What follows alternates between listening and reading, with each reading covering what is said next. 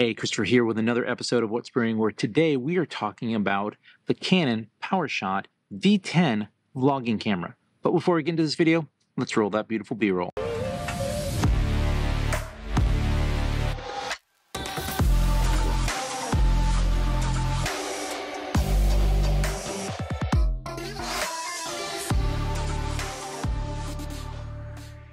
Christopher here, and welcome back to the channel. I'm really excited to be talking about this brand new product, which is the PowerShot.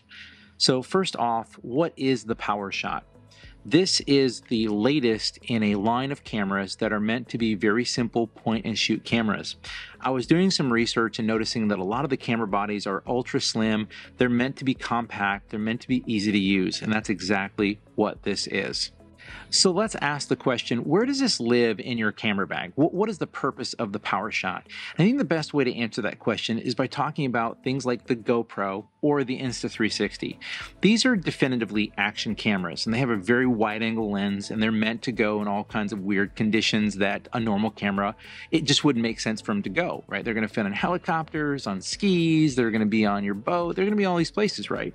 And I think the PowerShot very much fits inside of that space. Now, I don't think this is meant to be something that you're scuba diving with or meant to go skiing with innately because, well, let's be honest, the GoPros have way more accessories for that kind of behavior, but I do think they live in the same space and kind of meet the same need. The small, ultra compact, really high quality 4K camera with really high quality stills.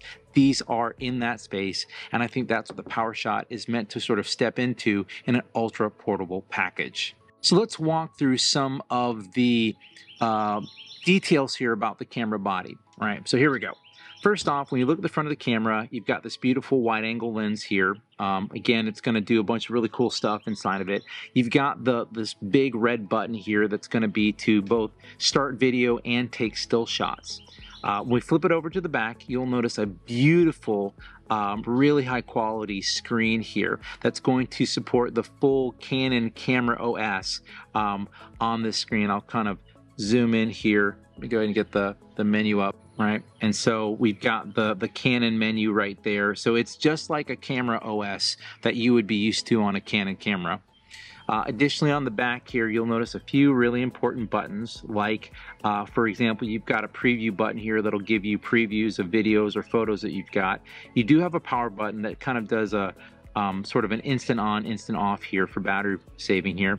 There is a connectivity button here that's going to help you to turn on Bluetooth and Wi-Fi or turn it off in certain cases. Down here, you'll also notice that there is a menu button that's going to get you, to customize your settings. You'll have this really nice, like if you're holding it, it's sort of this ridged plastic here. So that way you can kind of have a good grip on the camera. Additional to that, you've got a set button here. This is a directional pad with the ability to also delete images off of it. When we turn it over here to the side, what you'll notice is a couple things. We've got micro HDMI, same as like the Canon R6 or the Canon R5, and you've also got an audio port here.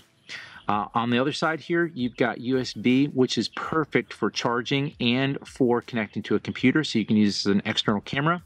And the last thing I'll talk about is the kickstand that you've got here. So if you want to set this up while you're vlogging, you can certainly do that. So let's talk a little bit about first impressions of it. I'm a huge fan of the big back screen and the fact that you can, both shoot this way and look at the screen and then flip it up so that you can kind of use it as a selfie camera.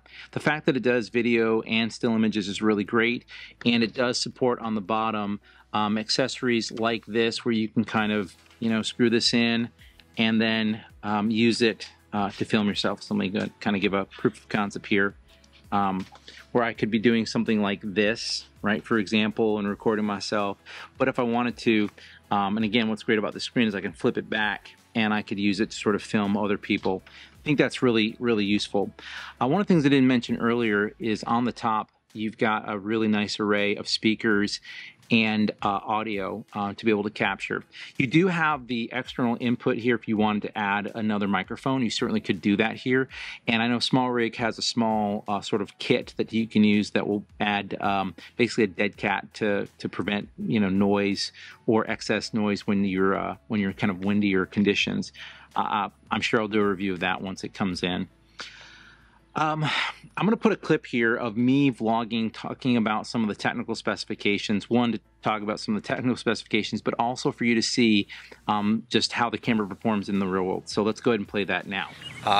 I'm not going to get into the specs super deep here, but I will mention a few things that are important to know. First off, it's got a 6.6 millimeter f2.8 lens, so it's pretty decent, but obviously aimed at well-lit situations. Additionally, it's got a small monitor on the back so that it kind of flips up, which is really interesting. I wish it was an articulating arm, because I do find flipping it up and down, I have accidentally turned it on and started recording myself a few times, which is not a big deal because the on-screen button is super helpful, but obviously that's not always really great. The good news is there is a big, large red button that you can click on. So if you wanted to take selfies or if you wanted to record video, I'm holding this with a Padcaster little articulating arm here.